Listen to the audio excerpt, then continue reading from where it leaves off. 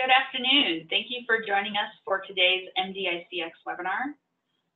We're presenting today our fourth quarter update on the CDRH Case for Quality Voluntary Medical Device Manufacturing and Product Quality Pilot Program. MDIC has been delighted to partner with our partners at CDRH and CMMI on this pilot program this year, and we've really appreciated the opportunity to share these quarterly updates with our members and other stakeholders in the ecosystem to really understand and take a deeper dive into the experiences in the pilot program.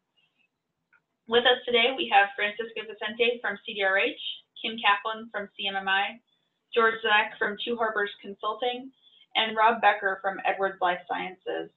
Edwards Life Sciences was one of the first participants in this pilot program, and we're delighted to have Rob with us today to share a little bit of his company's experiences over the first year of their participation in the pilot. So with that, I will turn it over to Kim and George to start us off. Great. Let's go to the. Thanks, Stephanie. Yep, this is George, and I'll be co-presenting with Kim Kaplan. Can we go to the next slide, please?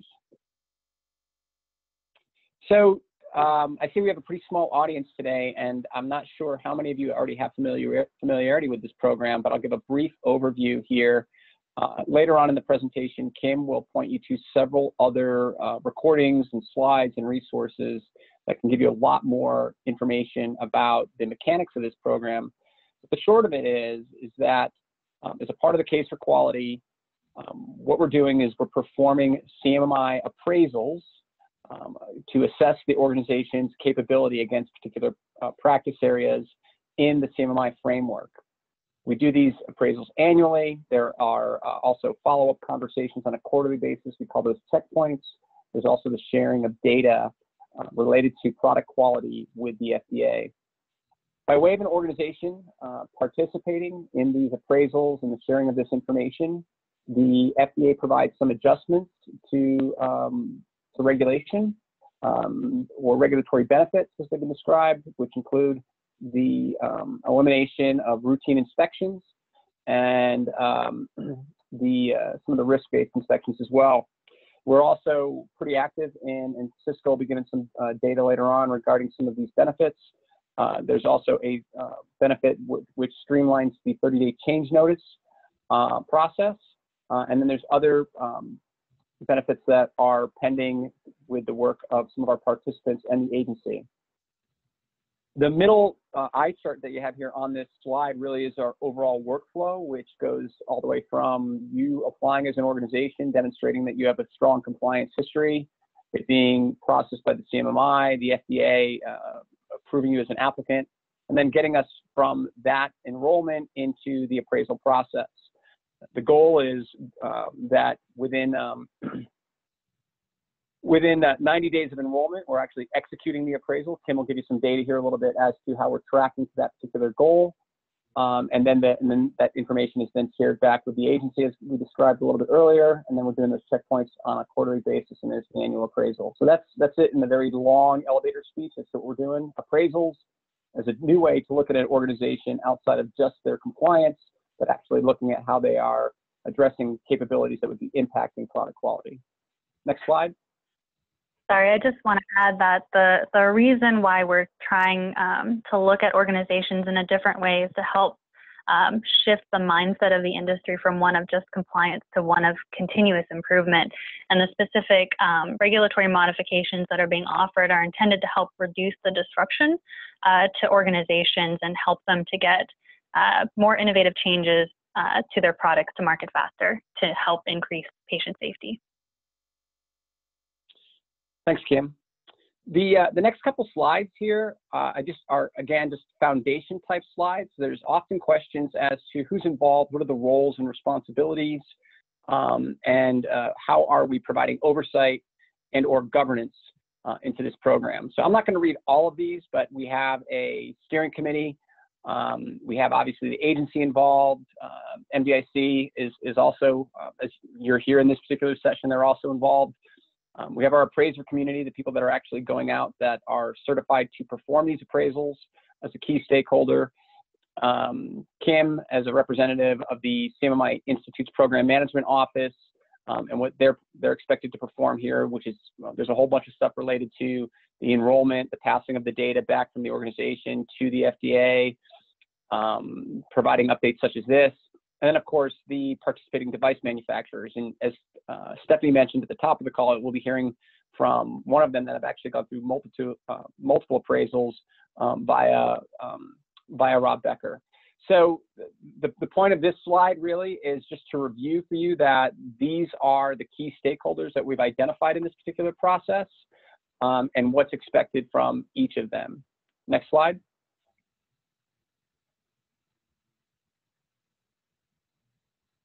Okay, so there's been a lot of conversation as of late. And in fact, any of you that attended last week's session in Arlington at MDIC headquarters, or if you webinared into that, you probably heard a lot of conversation as to what types of oversight is provided. And even some of our participants that were there, there was some question as to what is it that we're doing to provide this oversight. And so at current, I wanted to just quickly review what we have in place to make sure that we're hearing the feedback and we're pushing information as appropriate to each of those stakeholders that we just noted. So there is a bi-monthly alignment meeting between MDIC, the agency, and the CMMI Institute to take a look at how the program is performing in regards to the metrics and results that we're expecting, to discuss any connection points that we need to consider with industry, make any, I call these an engine room meeting, really. So this is stuff in the background as to what is it that we need to do to optimize the program, and make decisions to help the overall appraisal process, and to make sure that it's beneficial for the agency as well as the participants. We also have a bi-monthly, so again, that's every 2 weeks, meeting with our appraisers. Obviously, they're very much the tip of the spear here in executing these appraisals. And so as this program has made a lot of changes, as we've learned things throughout the year, and we want to have a regular touch point with those appraisers to assure that they're aware of best practices, lessons learned, and hearing feedback from them as to things that we can do to make changes to the program. We have, with our participants, a monthly participant meeting. So this is the primary avenue in which we have all of those stakeholders, the CMMI PMO, MDIC, the agency, as well as all the participants, so they can hear how the program is performing, what's coming down the pike next for them, what particular changes there are in the program. And then as necessary, we use that as a launch pad to create additional working groups. So if there is an issue or a problem or something that we need to modify within the program that requires some additional effort or thought, we will create a working group to further help define that. And so as an example of that, one of the working groups that we're talking about for 2019 is outlining additional regulatory benefits, something that obviously the industry side is very interested in, and obviously it's something that will require input from the agency. So from our participants, we pull together those people that are interested and able to work together to solve those particular problems. Next slide. Of course, we have these quarterly webinars, and these are a little, I would say they're even broader than the participant meeting in that this also serves as a way to report out to the whole world. Anybody can attend these to get an update as to where we're standing with the program, and also to hear from the participants as to what's working, what's not. We've prided ourselves here in 2018 that we've been able to tap somebody on the shoulder from industry in each of these sessions to speak to their experiences. Well, I'd like to believe there's certainly some interest in the update that Kim and I provide, and certainly maybe more interest in what the agency has to say via Cisco. I think it really resonates best when potential participants in the program hear from current participants in the program in industry. They're essentially hearing what's worked and what challenges have come right from a brother or sister in the medical device industry directly. So we'll look to continue to do that in these particular webinars. We also have the case for quality forums, as I mentioned. There was even one of those last week. Those serve as a regular update to any of the public that also want to participate in that. And then we're also providing regular updates to the steering team. And these are generally quarterly, but they're also as needed. Okay, next slide. Okay, Kim, do you want me to turn this one over to you, or do you want me to take this one? Okay, you can go ahead and set this up, and then I'll speak to the results. Okay, great. So those of you that have been participants, you've seen this slide before, and Kim will drill specifically into some of these success measures. Those of you that are new, as this has been a pilot throughout 2018, we wanted to make sure that we identified what the success criteria were, so that as we came to the close of the year, hey, were we successful? And some of these are quantitative measures, but others are really a bit more qualitative. So with the value to the participants, you'll hear Kim talk a little bit about the program effectiveness and some of the surveys that we've run and participant feedback that we've collected and lessons learned from those stakeholders, the appraisers, the agency, the participating organizations. In regards to performing the program in a consistent and scalable fashion, we have measures that Kim will also review regarding program adoption. So we had set up for a target number of appraisals that we wanted to perform this year and how many of those we actually had performed, as well as assuring that it's a well-greased machine, that from enrollment to execution of appraisal, that those things were moving through in a timely fashion. And then really there's the more open-ended piece, and Kim will talk about that with some of those lessons learned as well, is how we are elevating the industry over time. And there's definitely some things that were successful in 2018 that I think were aligned with what we expected. But then there's also been several other things that we didn't expect, but along the way have been some pleasant surprises as to the outcomes from the particular program. Next slide. All right, Kim, I'll let you take it from here then. Thanks, George. So as George mentioned, I'm sure many of you are familiar with these slides, these measures. To date, we currently have 36 facilities enrolled, representing 18 different organizations, large and small, in the US, outside of the US, Class 1, Class 2, Class 3 devices. Of these organizations, we have completed 24 appraisals year to date, with, I believe, 5 of those being multi-site appraisals, so or 4 of them rather, so 28 organizations that have gone, or facilities that have gone through appraisals, representing 24 unique appraisals.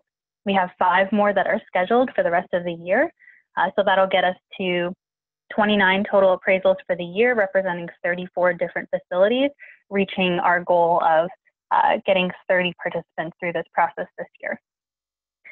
So we also had goals around the time from enrollment to appraisal execution. As George showed in that flow chart, the target was 90 days. And so we now have enough data that we can see in year 1, on average, it's taking organizations about 113 days to get from enrollment to appraisal execution. However, what we're seeing with reappraisals is that it is about 91 days on average from the time that they renew their enrollment in the program to when they actually execute their appraisal. So we are getting closer and closer to that target date. And this 113, we actually started closer to 154. We're able to fine tune some of the tweaks, get it down to about 130, then 125, and now we're here at 113. So we're slowly getting closer and closer to that target. Next slide. All right, so program effectiveness metrics. The main way that we collect this is through participant post-appraisal surveys. So we ask a series of questions to understand how effective the appraisal was for each participant. So these are some of the questions that we ask. And right now, what you're going to see is the objective yes or no. We also ask for comments from these, which I won't be sharing here, but which, if you look at MDIC's last form, we dive deeper into some of the themes that we hear from participants in this comment channel. And I think the slides are on MDIC's websites and the videos are coming soon. Is that correct, Stephanie? That's correct. We just posted the slides yesterday. Great. All right. So right now you can see we're doing really well against these measures. So on average, 86% of participants And this represents 167 respondents over 30 appraisals all time. So this includes our 6 early adopters from last year, as well as the 24 appraisals we've done this year. So of them, 86% agreed that the appraisal identified areas or processes that could improve how work is performed to increase product quality. 98% found no conflict with compliance. 94% thought that the appraisal was of value, and 99% would recommend this program. Next slide. All right, so there are a number of lessons that we have learned. We have a variety of channels for collecting feedback, from our participant meeting to our appraiser meeting to our biweekly meetings with FDA and MDIC, as well as the occasional meeting with the steering committee. So we collect lots of feedback about what's working and what's not working. And these are sort of the 5 broad lessons learned that we had. Again, if you're curious about the details and want to see more information, you can look for that on MDIC's website from the last forum. But at a high level, we wanted to share this with you. So the first lesson was broadening the scope of the baseline appraisal. Based on 2016 proof of concepts and our 2017 working groups, we had 11 practice areas in scope for a baseline or a first appraisal. And what we found is that there are certain areas in which facilities, medical device manufacturers, are doing particularly well in. We hypothesized because of the requirements around the CFR for this space. And so in order to provide additional value add to the participants, we broadened that scope so that way we could look at more and be able to provide more feedback back to participants. The second item here is around the embedded appraisal team member. We now have a training and certification process for that. This was something really unanticipated. We originally thought that medical device consulting firms would be the ones to step in and help bring that medical device experience to the team.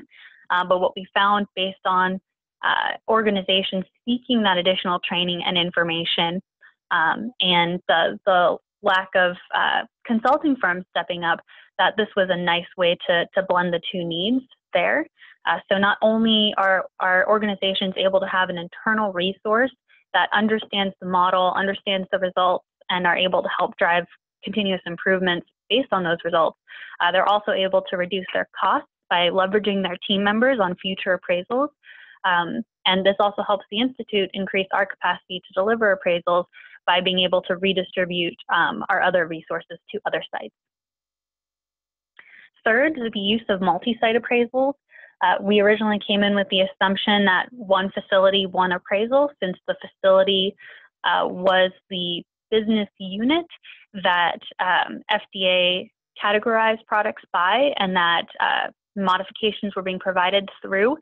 And so that was the original assumption, but what we quickly learned is that many organizations wanted to see what their total product lifecycle processes looked like, or they had multiple sites that functioned under one management team and wanted to see how that team was working together as a whole. And so we started piloting this concept of a multi-site appraisal, so that way we could capture that and provide that feedback back to the organization and give them an even more holistic view of how their organization is functioning. And this also has the added benefit of, again, reducing the average cost per facility and increasing value to the participants. Then we have reappraisals. So this was something we knew that we had to tackle early on, but we wanted to collect more data and we wanted to get feedback from folks who went through the first appraisal to help inform what the second and beyond appraisal should look like.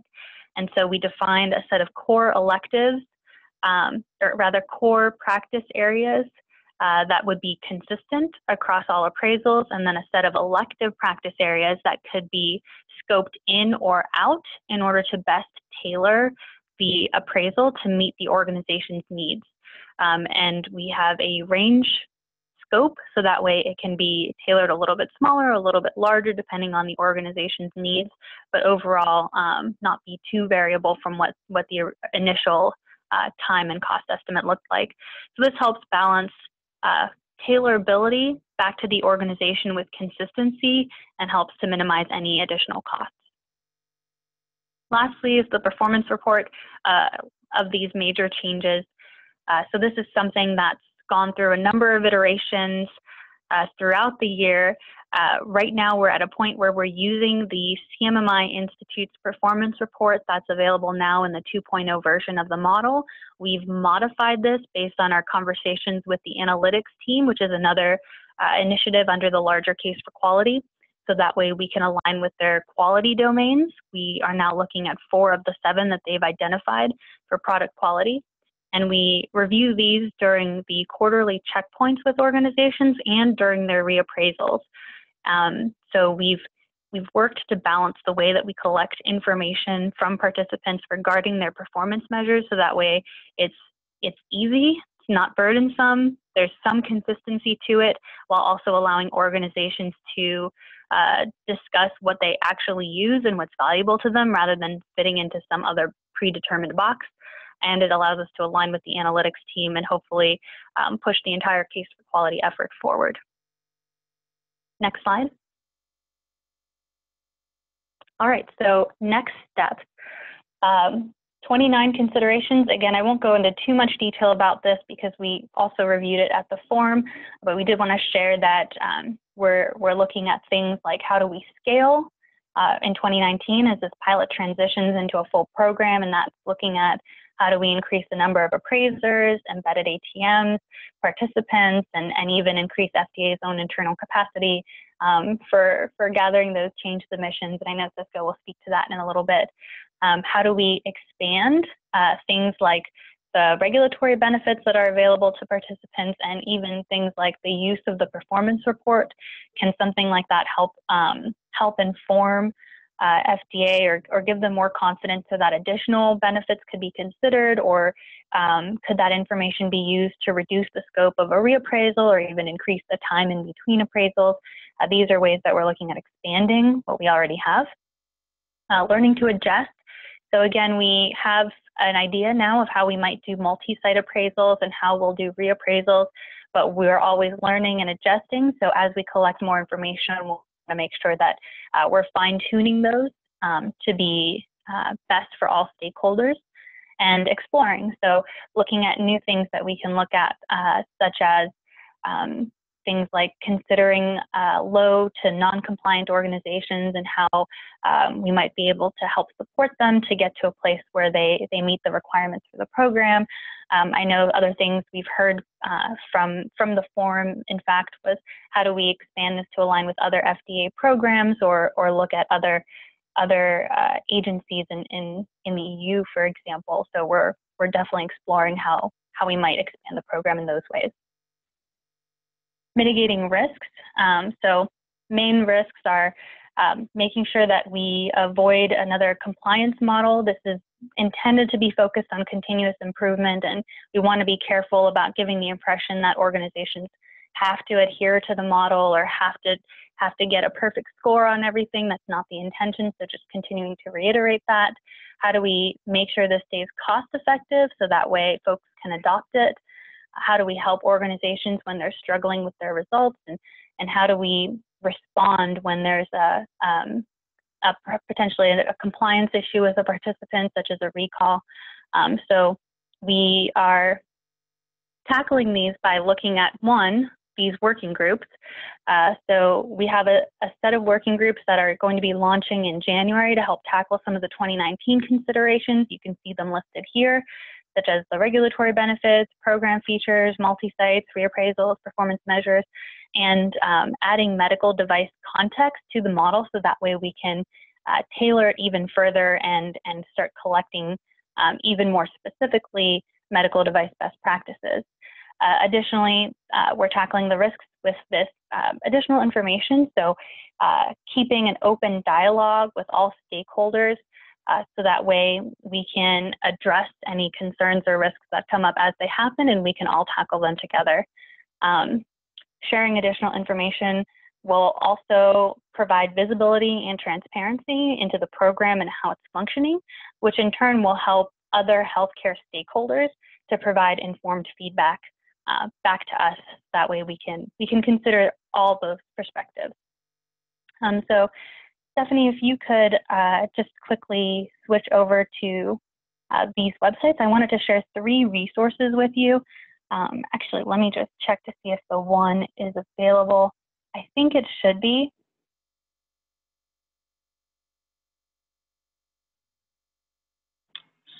Kim, you should see my screen now. I'm not getting that one, so we can use the backup one here. Okay. All right, so I have a new link. I will make sure to share it at the end, but for now, this is fine. So this is the print version. I think we should be able to share the digital version with everyone, so you won't have these edges around it. But we now have a nice, clean version of the CMMI 2.0 model at a glance. So it includes, as you can see, different views of the model: development, services, supplier management. It talks about the different pieces of CMMI. It's not just the model, but there's an appraisal method, training, tools, adoption guidance. And if you scroll down, there's a little bit of information here, and then it goes into the different practice areas, how they fit into capability areas like improving, enabling, managing, and doing. And if you scroll down a little bit further, you'll see the table of contents, and here you can see, for example, requirements development and management. This is one of the practice areas in the model, and this shows you the intent of the practice area, the value of this practice area, and the different practice statements. So I know we've had a couple questions about how to get access to the model.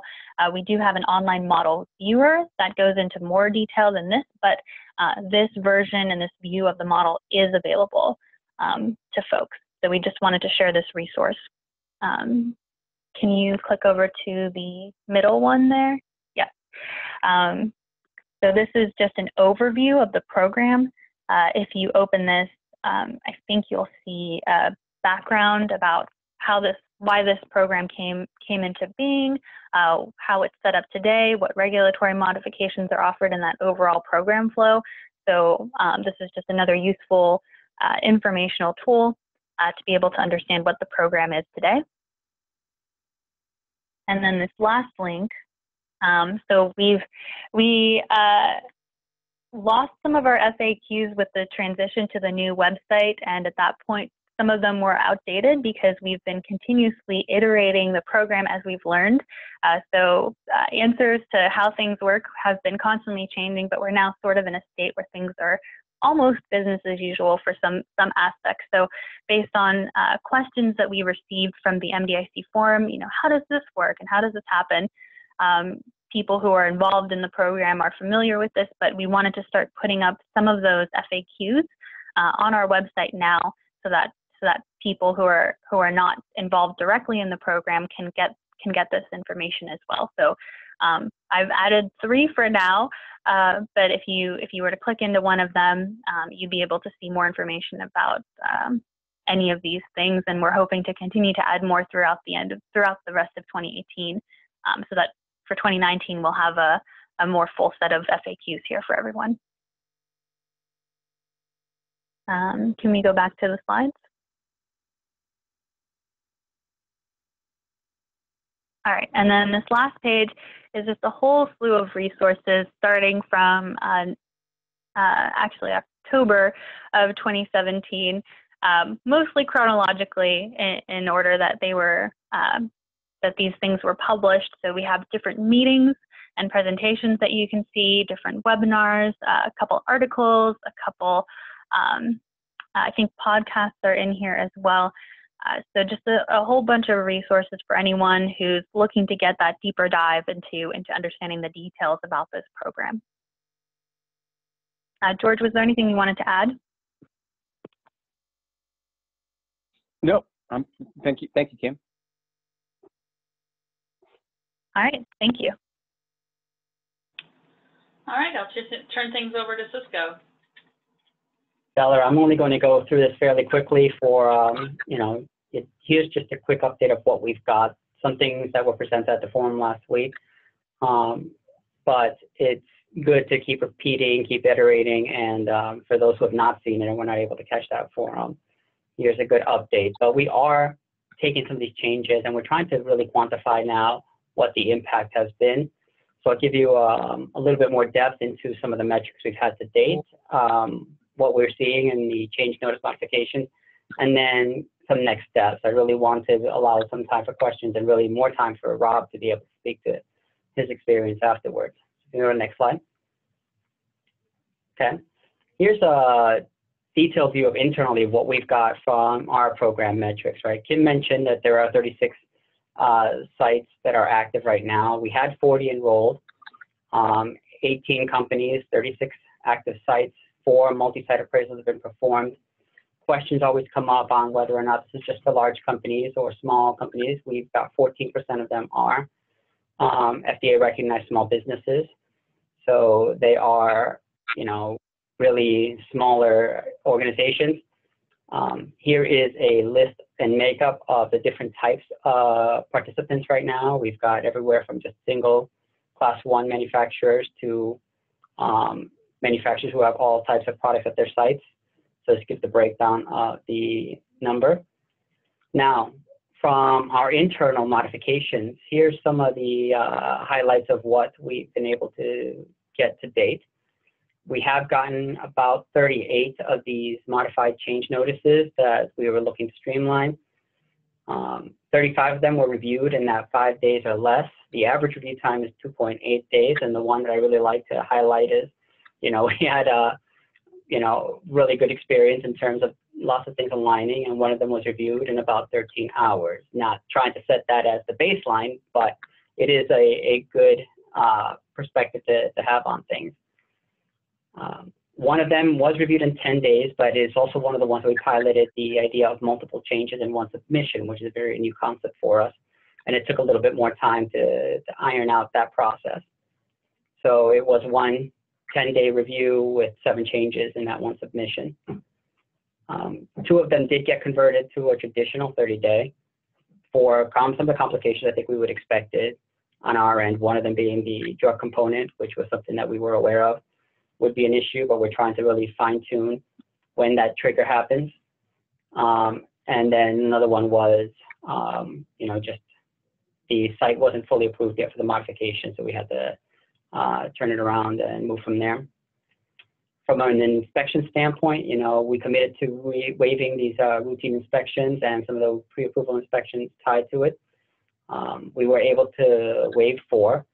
There were 3 for-cause or direct inspections that occurred, some because they were already too far down the process when the pilot kicked off and started and we couldn't pull back. 9 of the participant sites are foreign sites, so we were able to get to locations that we've typically not been able to get to in very recent times. The interesting thing about it is the ones that were direct inspections, they were actually no observations related to them. So I think it was a good, at the very least, double check that things were still in compliance. And the next stage of what we're working on is really the site transfer streamlining activities that we're working towards. I really want to stress that we've actually been getting exceedingly great support from our OD counterparts in terms of them looking to really think through differently on how we can do things and how do we make the process better for both sides and still get the details and the information we need to make sure we're doing a review that is going to be meaningful. So it really has been really demonstrated great impact and support from our review divisions. Can you go on to the next slide, Stephanie? What are we seeing in the change notices? Well, we're looking at, you know, here's the breakout. One of the things that we were looking to do is to try to see if we can trend and track what types of changes we're seeing, where they impact product-wise, what is the main focus. You can see a lot of the operational improvement changes and the error reductions. Both of them tending to go hand in hand. Oftentimes cost improvements will also link with the error reductions. We're seeing a lot of that being the main focus. Stephanie, if you click one more time. You know, we've got the idea that the average pilot acceptance time right now for 30-day notices has been about 3 days. Fortunately, we've got some of these sites who have multiple locations across the world, not all of them in the pilots. We've got a direct comparison. The average non-pilot acceptance time is about 24 days. Next, click. Just to note, 30% of the changes when we were going through them were actually directed to were really direct quality improvements that reduced the preventive defects that organizations were finding or seeing opportunities to really make changes for. So those are the types of changes and activities that really have a direct patient impact down the line. Next slide, next click. So just to highlight again, this is an idea that these changes, the pieces that we care about that really truly impact patients, they are now able to get through 21 days sooner. So that is all quantifiable benefits to the patient. Next slide. So what are we doing next? Well, we are still working with the participants to capture and quantify the impact of those changes, right? Now we've got a more direct set of measures and traceability to them. So as part of our follow-up and engagement with some of our pilot participants, we are working on a pilot summary and assessment report. The pilot is going to be extended to 2019. There will be, as Kim and George mentioned in the previous presentation, there is steps and work that needs to be done to try to figure out how to expand, what more can we learn from. How do we really extend these same type of thinking towards design practices to really drive that change and that improvement set, and maybe what is the appropriate modifications that accelerate those types of reviews. And then the other piece that's going on in the 2019 timeframe is how do we define this operational program, right, beyond 2019, something that I think we've been working towards and really committed towards in the next year's timeframe. So I think with that, some of the other details we've presented in other MDIC webinars. There's a list of links here available that we try to make available all the time so people can reference a lot of the information. You can really click through and see some of the previous results and presentations that we've given from the MDIC website. And I think that is all I had for my update for today. And I really would like to turn this over to, I think, Rob to go through that experience base. Okay, thank you, Cisco. Appreciate it. Good afternoon, everyone. This is Rob Becker. I'm the head of plant quality for Edwards Life Sciences facility in Draper, Utah. And we have just completed our second appraisal as part of the pilot program. And so we've been able to see a full year of participation in the pilot and have some perspective on not only the first year, but the activities throughout the year, and then what it was like experiencing our second appraisal. Next slide. So again, if I step back, the participation for us was really based on discussions that we had and some exposure to some of the potential benefits, but also the underlying really thought behind the program, which is how do we, as industry, and how do we work with the FDA to maximize what we do to focus on patient outcomes, patient experiences, and device quality. And so, as we had those discussions, what we realized is that the FDA mission and our mission are really mostly similar in that we all want to make safe, effective devices available. We want to react to information that we receive on how to improve those devices and be able to do so in, the most economical, time-based manner possible. And so when we looked at the benefits of participating in the pilot, we really felt that they supported that mission. Not only that, for us with a lot of PMA devices or a lot of complexities for our regulatory process, anything we can do to simplify that is really going to align with us being able to do a better job, respond in a faster way, improve our compliance, have higher quality, but also the whole program has really been positive for us from an economic standpoint. And I'd say, thinking about that now after our second appraisal and the full year participation, given what Cisco just outlined for the benefits and some of the process changes that have been made within FDA, I would say, a lot of what we hoped would come true through participation has actually happened, and being able to work with FDA to, look at a streamlined 30-day submission process, look at a streamlined manufacturing transfer process. Those have very tangible benefit to us, and those have continued to be implemented in a way that has met our expectations and aligns with, the overall mission of this program, and gives us a lot of confidence in the kind of the future direction. Next slide. So again, our MDDA experience, we just completed our second appraisal, and we've been able to kind of compare that second appraisal to the first appraisal results, and also kind of look at where the appraisal process fits in after assessing that for over a year. So next slide, Stephanie. So what I would say about the MDDA preparation, and again, our experience, this year was a little easier for us, but overall the process to plan for and get the site ready for what we needed to do to support the appraisal was extremely easy to do. We had a couple of meetings with our lead appraiser to understand how to arrange, understand what to expect. We were able to work through the scope, understand that preparation. And again, for our site, the biggest thing for our site is try and make sure the scope and the duration is least disruptive to operations at the site. So keeping that within a 1-week window so that we could plan for that, pick it on a week, and have some flexibility on which week within the calendar that fell so that it didn't conflict with other site activities, was extremely positive.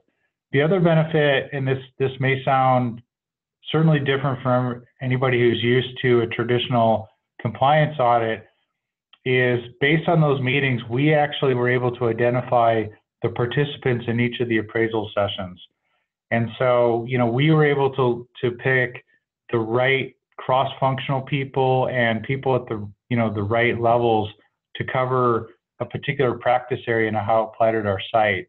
And the ability to do that and schedule that and inform those people ahead of time what their participation level would be was very positive. We had 2 appraisal teams. We used 2 conference rooms. We were able to provide lunch on site. So again, very seamless, very easy to implement. We had about 36 hours, 36 participants that individually spent about 3 hours over a 2-day span.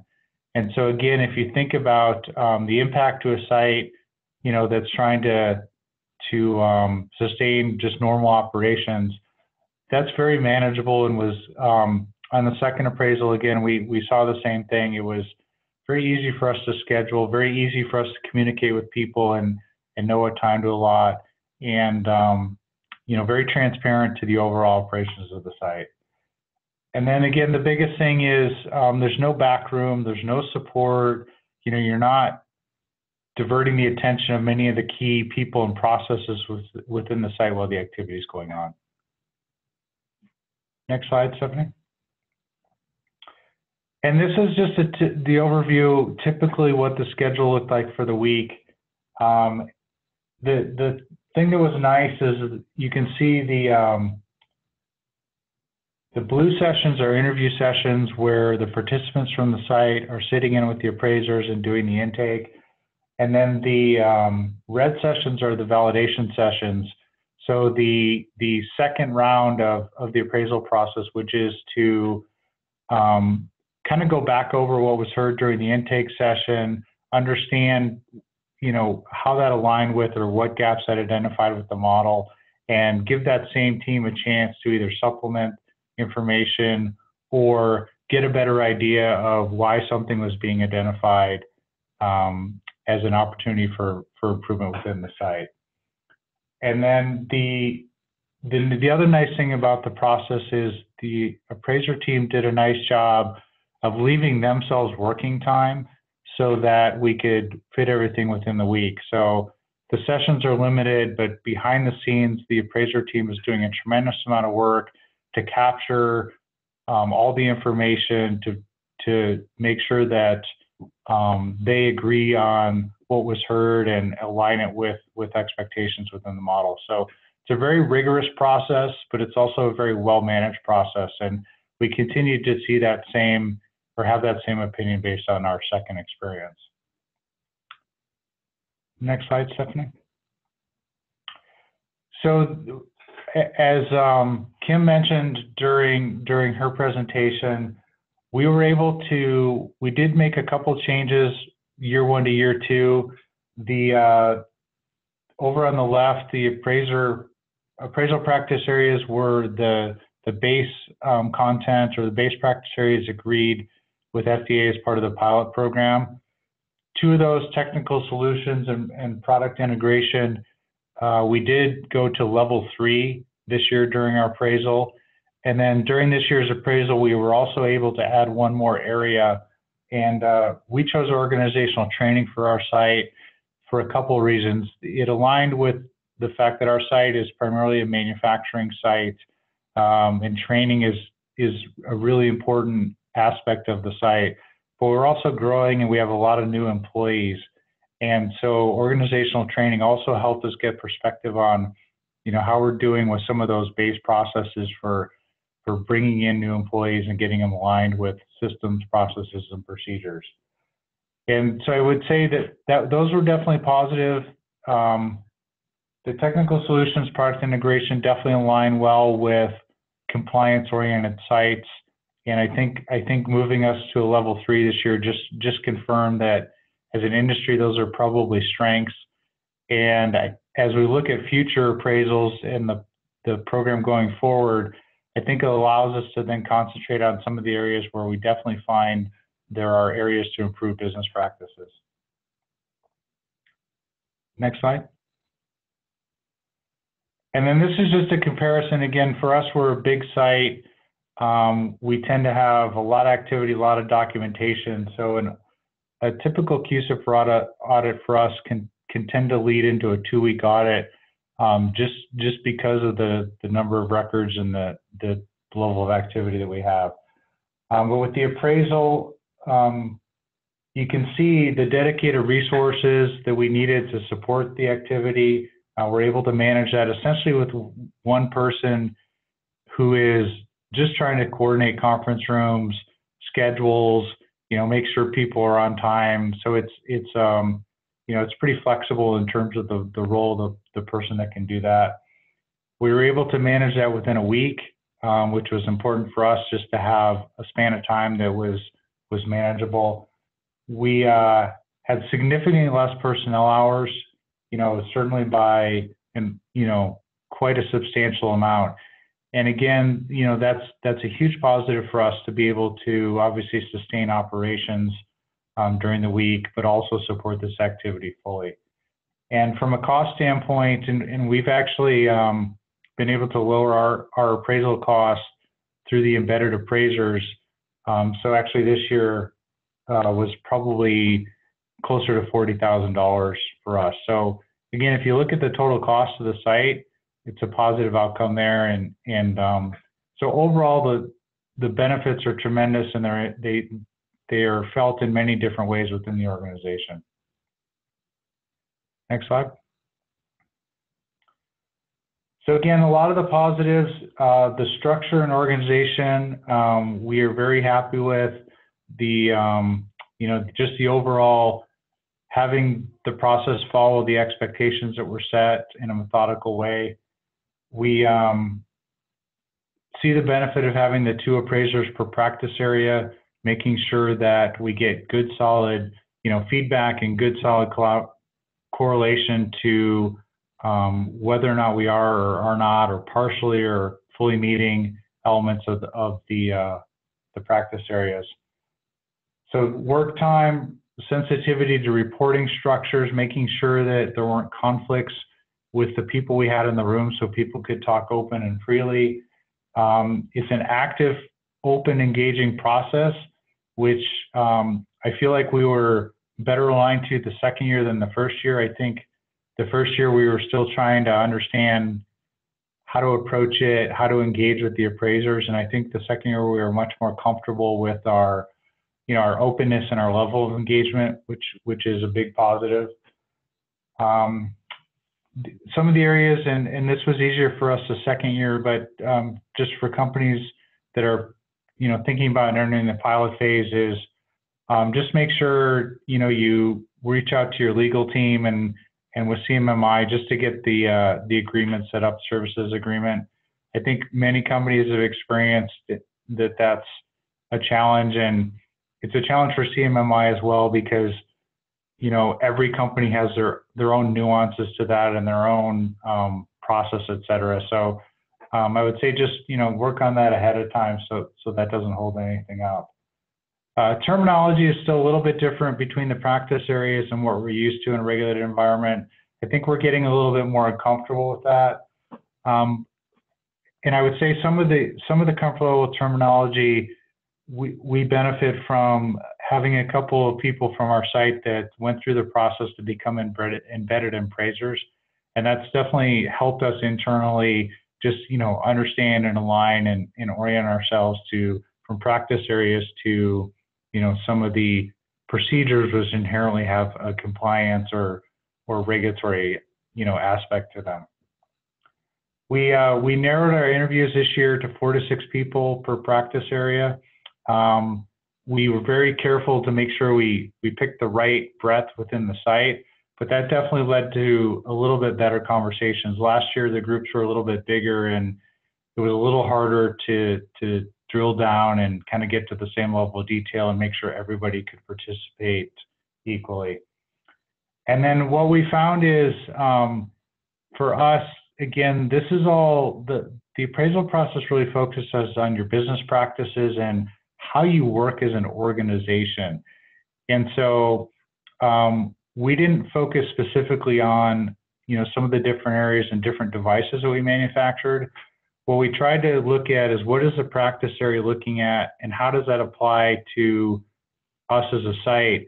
And then how do we pull a breadth of people that are involved in whatever that practice area is and pull them in based on their systems expertise and their experience. And that aligned really well with getting good feedback from the appraisal. And then this year we were able to include some of our hourly employees, and so we were able to expand. We included some of the lead assemblers and some of our inspection personnel in very specific areas, and I think that brought a good sense for the breadth of the process within a particular practice area. And then, again, for the structure going forward, creating some flexibility in the scope so that we continue to get feedback on areas where there's improvement, but maybe less emphasis on areas where we're operating at a relatively high level. The device classification, again, we found that didn't really align. As a site, we have many different devices, many different classifications, but our practices and our intent on how we operate is the same. And so I think focusing on systems and operations within your site and not, at least for us, not being specific on one class versus another, it didn't really matter for us. And then the use of embedded appraisers, that was something that Kim had mentioned that was, sort of developed throughout the year during the first year of the pilot. And we were able to take advantage of that, and I think that adds a lot of benefits. Number one, it did increase our ability to link, everything we do to the expectations or, really what the practice areas are trying to lead us to. So it's helping us both understand that, but also think through the changes that we want to make to get better. But it also did, the training costs, it was a little bit of time and there is some cost associated with the training, but we found that was definitely offset by the, the reduction in the appraisal cost. So it was a valuable investment from both those aspects.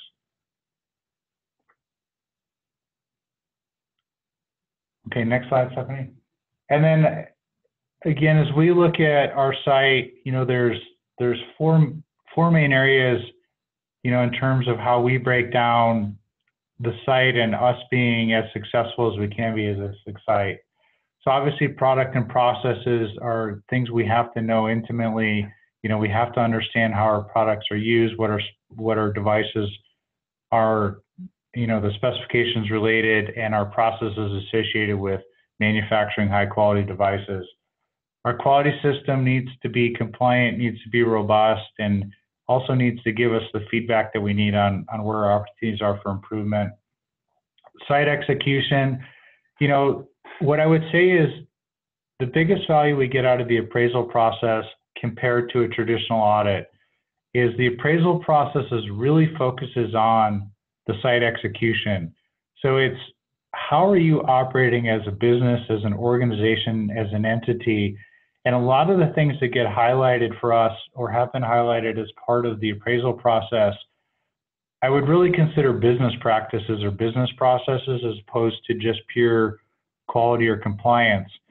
And it's really given us a great insight and snapshot into, the complexity of our site, but some of the pain points for our employees and some of the areas that you wouldn't think of that really matter in terms of overall execution, project management, defining requirements, how we manage and revise, documents that aren't compliance documents, how we manage resources within the site, and how we create the flexibility to face, to deal with uncertainty that's a natural byproduct of scheduling programs, but also sustaining operations.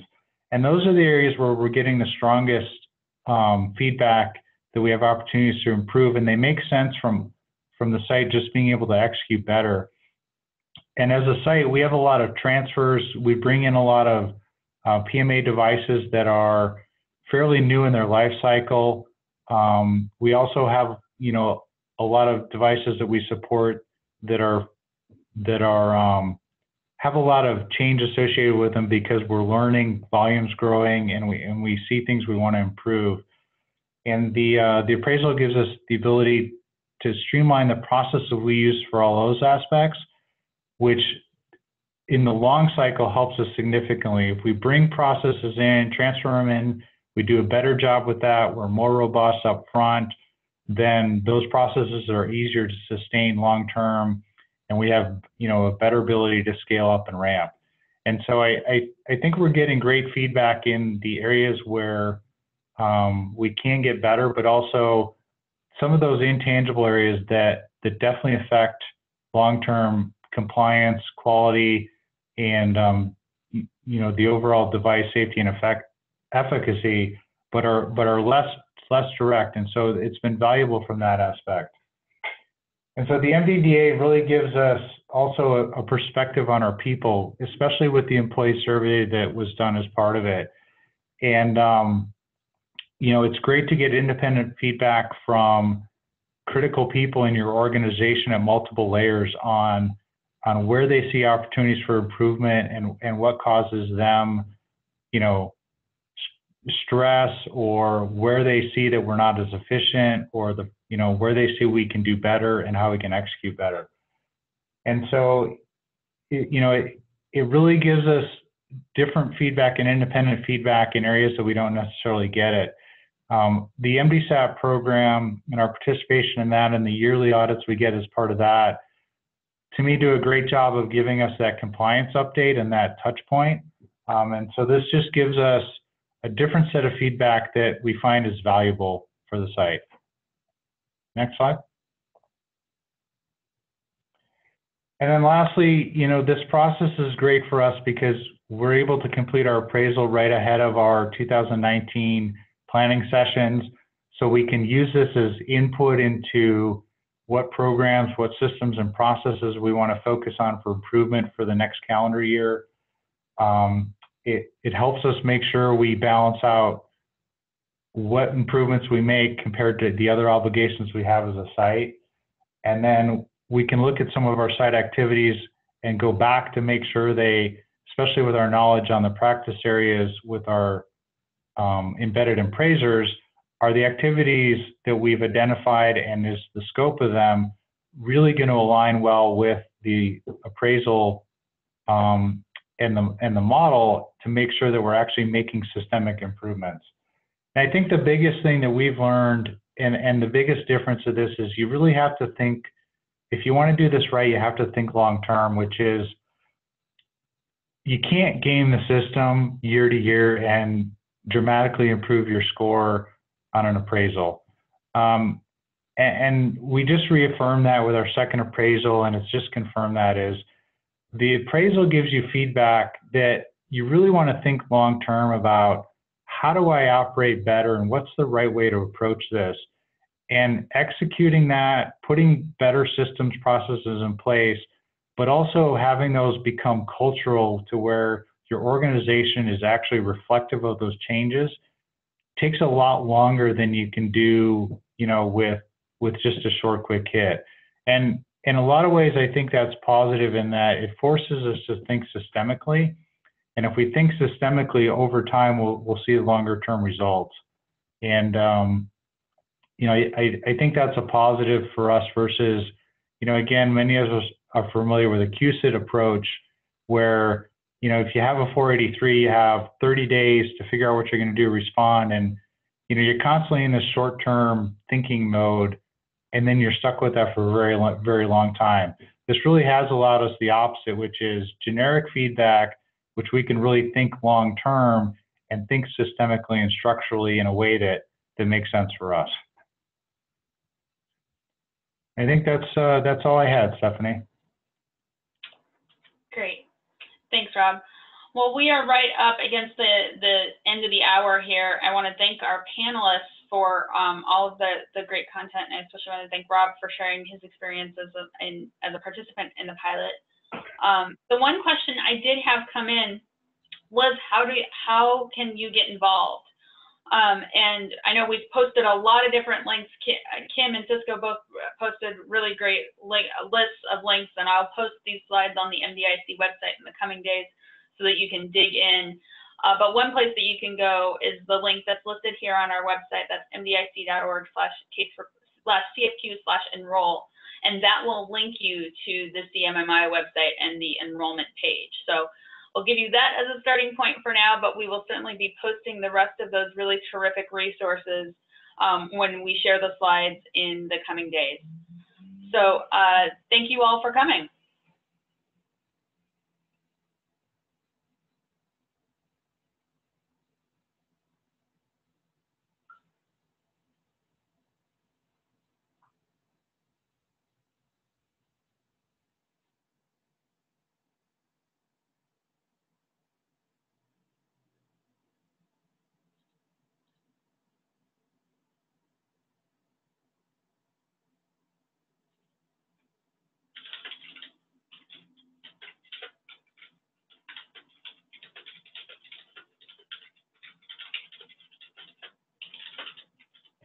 Hey, Stephanie, Cisco. I'm sorry, was that a question directed at me, or are we?